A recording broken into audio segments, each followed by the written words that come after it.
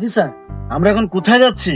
ও sir, আমরা এখন যাচ্ছি এই যে নতুন যে মাতৃকালীন ভাতা, প্রতিবন্ধী ভাতা, গরিব দুস্থ মানুষরা এই সঠিকভাবে পাচ্ছে কিনা আমরা আজকে এগুলো ভিজিট করব। ও আচ্ছা আচ্ছা আচ্ছা আচ্ছা, ঠিক আছে, খুবই তো ভালো কথা। তা আমরা এখন কার বাড়িতে যাচ্ছি? আমরা এখন যাচ্ছি স্যার মকবুল সাহেবের বাসায়। মকবুল সাহেবের বাসা? জি, স্যার। আচ্ছা ঠিক আছে, তাহলে চলো।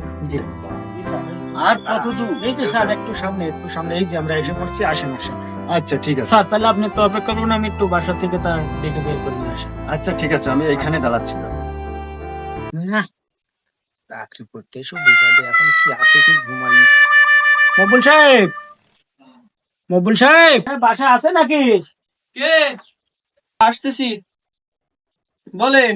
মকবুল সাহেব আপনি? জি স্যার, আমি মকবুল। কি হয়েছে? মকবুল সাহেব, আমি সমাজসেবা অফিসার, আমি আসছিলাম উপজেলা থেকে। আপনি যে মাতৃকালীন ভাতার এই যে নিবন্ধনটা করছিলেন,